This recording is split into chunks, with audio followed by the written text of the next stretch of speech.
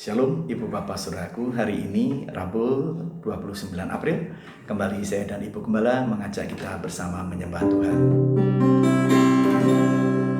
Engkau ada bersamaku di setiap musim hidupku, tak pernah kau biarkan sendiri.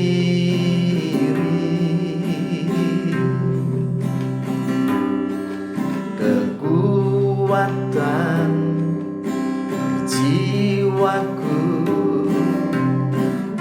adalah bersamamu,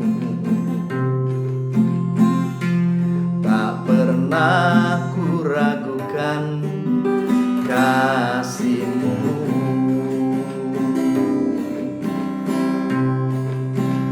Bersamamu Bapa,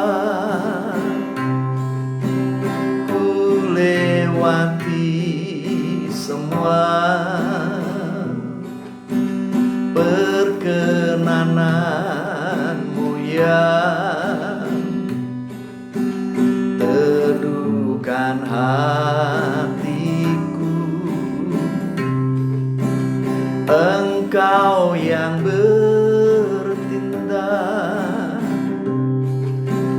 memberi pertolongan, anugerah-Mu besar melimpah bagiku.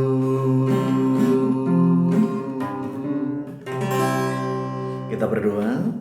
Kami menikmati anugerah-Mu Bapa, dan sekarang kami siap menimba kekuatan dari-Mu melalui firman-Mu. Berfirmanlah, kami siap untuk mendengar. Di dalam nama Tuhan Yesus kami belajar firman Tuhan. Haleluya. Amin. Ibu Bapak Saudaraku, saya ajak Ibu Bapak Saudaraku membuka firman Tuhan dari Injil Markus pasal yang pertama, ayat yang ke-12 dan yang ke-13. Segera sesudah itu Roh memimpin dia ke padang gurun. Di padang gurun itu ia tinggal 40 hari lamanya, dicobai oleh iblis. Ia berada di sana di antara binatang-binatang liar, dan malaikat-malaikat melayani dia. Ibu Bapak Saudaraku yang kekasih di dalam Tuhan, Tuhan yang membawa Ibu Bapak, saya dan saudara masuk ke dalam pencobaan. Ia pula yang membawa Ibu Bapak, saya dan saudara keluar dari pencobaan sebagai pemenang. Ibu Bapak, hari ini kita bertemu dengan Tuhan Yesus yang setelah selesai dibaptis, Roh Kudus membawa masuk ke padang gurun untuk dicobai. Ibu Bapak Saudaraku, dari sana kita tahu bahwa Rohlah yang membawa Tuhan Yesus ke padang gurun untuk dicobai. Ibu Bapak Saudaraku, Roh yang sama, Allah yang sama membawa Ibu Bapak, saya dan saudara masuk ke dalam pencobaan dari hari lepas hari. Tujuannya bukan untuk menghancurkan Ibu Bapak, saya dan saudara, bukan untuk membuat sengsara Ibu Bapak, saya dan saudara, tetapi membuat Ibu Bapak, saya dan saudara semakin kuat, semakin kokoh, semakin tangguh di hadapannya, sehingga menjadi anak Tuhan yang bukan hanya tahan banting tetapi siap dipakai oleh Tuhan. Lalu yang kedua, iblis yang mencobai. Tolong firman Tuhan ditangkap dengan baik-baik. Di padang gurun itu iblis mencobai Yesus. Maknanya adalah iblis lawan Ibu Bapak, saya dan saudara. Iblis musuh Ibu Bapak, saya dan saudara. Dan iblis yang sudah dikalahkan di padang gurun oleh Tuhan Yesus, iblis yang sama yang sudah dikalahkan oleh Tuhan Yesus di kayu salib. Ibu Bapak, saya dan saudara, pesan Tuhan Yesus melalui Rasul Petrus kepada Ibu Bapak, saya dan saudara, iblis itu seumpama macan yang sudah tidak bergigi lagi, sehingga dikatakan di sana iblis berkeliling seperti singa yang mengaum-ngaum mencari siapapun yang bisa ditelannya. 1 Petrus 5 ayat 8. Lalu ayat 9 ditegaskan di sana, lawanlah si iblis itu dengan iman yang tangguh. Ibu Bapak Saudaraku, iblis bisa kita kalahkan. Pencobaan segede apapun juga bisa kita kalahkan. Karena bukan hanya Tuhan Yesus yang menjamin, tetapi firman Allah juga mengatakan bahwa pencobaan ujian tidak melampaui kekuatan ibu bapa saya dan saudara. Lalu bagaimana dengan 40 hari 40 malam itu? Ibu bapa saudaraku, di dalam Yahudi di sana ada istilah rentang waktu, sama seperti yang dialami oleh Musa ketika Musa menghadap Tuhan di Sinai 40 hari 40 malam di dalam Keluaran 24 ayat 18. Elia berjalan ibu bapa setelah dibangunkan oleh malaikat, lalu disuruh makan roti panggang dan air itu. Maka Elia berjalan 40 hari 40 malam. 1 Raja 19 ayat 8. Itu semua menunjukkan rentang waktu. Kalau di dalam kita ada istilah kurang lebih atau kira-kira 1 bulan, kurang lebih atau kira-kira seminggu, ya seperti itu.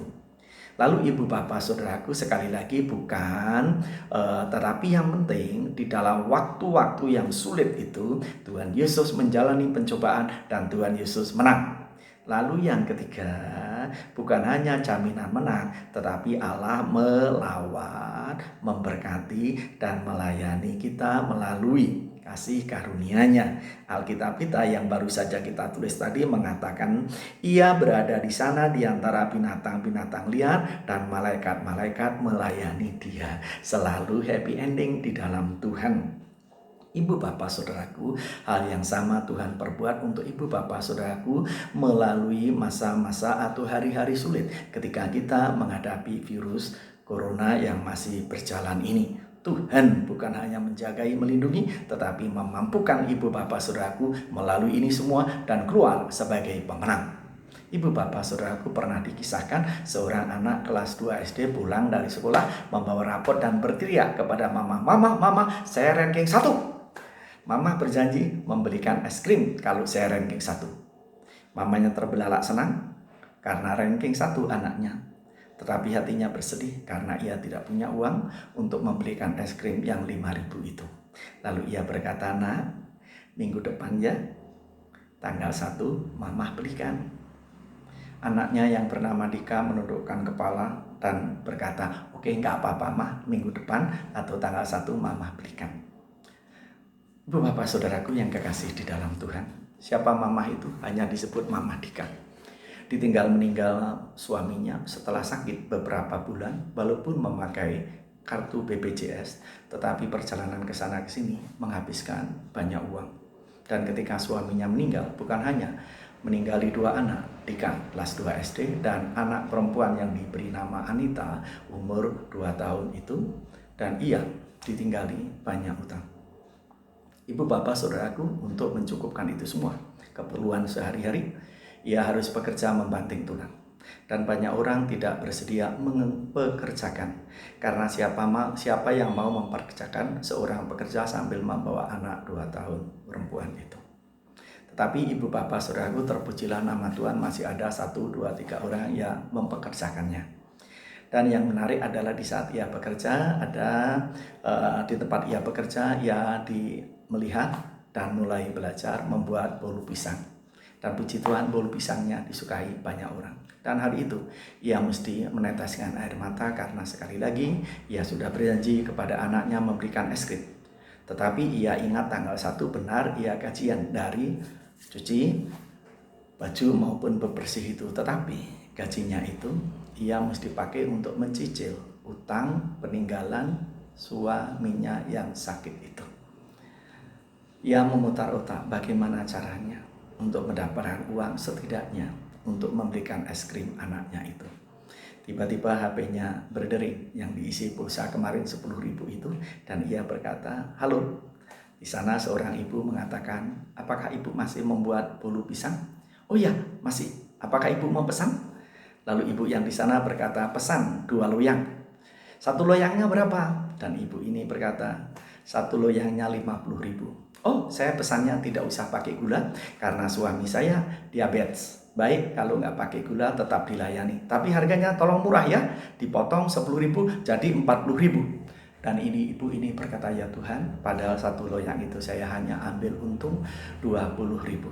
Lalu ia berkata, baik ibu, untuk ibu saya berikan. Siap? Lalu bagaimana? Apakah ibu mau ambil? Oh tidak, saya tidak akan ambil. Kita bertemu di gedung SMP yang di ujung jalan itu. Baik, nanti di sana saya jam 1 menunggu ibu karena saya langsung mau berangkat. Dan ibu ini berkata, siap. Lalu ia melihat masih ada 1 sisir pisang Ambon secepatnya dibuat bolu untuk 2 loyang itu tanpa gula. Jadi tidak perlu modal lagi. Setelah dikerjakan, selesai, lalu dia kasih tahu kepada anaknya, nak, hari ini kita akan beli es krim. Karena ada pesanan pisang, mama untung 20.000, untuk es krim 1 kamu sama dedek, lalu yang 10 untuk modal kerja besok. Berangkatlah mereka bertiga sambil menggendong anaknya yang 2 tahun tidur itu. Jam 1 kurang 10 menit, ibu ini sudah menunggu pengambil barang pesanan itu. Ditunggu tidak datang, ditelepon tidak diangkat, ditelepon tidak diangkat, hampir 1 jam. Anak pertama sudah merengek, dan anak yang kedua sudah bangun dan gelisah, menangis karena kepanasan itu. Dalam kondisi seperti itu, telepon masuk dan berkata, aduh maaf ibu, dari sang pemesan berkata, maaf, saya sudah berangkat sama suami menuju kampung suami, oleh sebab itu tolong bolu dijual kepada orang lain. Ibu ini menjatuhkan diri dan menangis di sana. Anak pertamanya Dika yang mau mendapat es krim itu berkata kepada mamanya, Ma, Dika nggak jadi minta es krim. Mamanya tahu bahwa anaknya dengan suara bergetar karena melihat ia menangis. Dan mamanya berkata kepada anak-anaknya, mari kita pulang. Dalam tangisan, Tuhan, mengapa harus terjadi seperti ini? Sampai di rumah ada seorang ibu bernama Ibu Tia sedang menunggu di sana. Dan berkata, woi Mama Dika ditunggu, saya sudah menunggu beberapa saat di sini, dari mana aja? Dan dikatakan bahwa ia sedang mengantar pesanan tetapi tidak bertemu dengan orang yang memesan itu. Lalu ia bertanya, ada apa ibu? Apakah ibu mau menyuruh saya untuk mengerjakan sesuatu? Dia berkata, oh tidak, suami saya yang tidak tahu bahwa anak-anak sedang batuk lalu membeli es krim 5 biji. Jangan tersinggung ya, yang 3 saya berikan kepada anak ibu. Langsung Dika bersorak, asik. Dan Ibu Tia ini berkata, apa yang ibu bawa itu? Lalu Mama Dika berkata, ini bolu pisang, pesanan orang tapi nggak jadi diambil. Bagaimana kalau saya beli? Oh, mengapa begitu? Lalu dikatakan bahwa di rumah ada mertua saya yang diabetes. Lalu ibu ini berkata, tapi ini pisang tidak manis. Oh tidak apa-apa, justru itu yang saya cari karena mertua saya sedang diabetes. Lalu ia berikan, tanya uang berapa dibayar? Berapa aja yang penting jadi uang. Lalu ketika uang diserahkan, ibu ini menerima dan betapa kagetnya karena 2 lembar uang 100 ribuan warna merah. Dan ibu ini berkata, ini terlalu banyak. Oh tidak apa-apa, saya serahkan untuk ibu, silahkan diterima. Ibu ini menerima dan berkata, terpujilah nama Tuhan, Tuhan yang menolongnya. Saya tidak bisa melanjutkan. Kita berdoa. Bapa, kami bersyukur karena Bapa baik. Tuhan yang mengizinkan pencobaan, Tuhan pula yang mengeluarkan anak-anak-Mu sebagai pemenang. Kami siap memasuki hari ini dalam berkat dan pimpinan-Mu. Dan kami tahu Tuhan yang akan menolong sepanjang hari ini menurut cara Tuhan. Jadikan kami untuk kepanjangan tangan Tuhan, menolong banyak orang dalam nama Tuhan Yesus. Haleluya, amin. Selamat pagi, Tuhan berkati kita semua.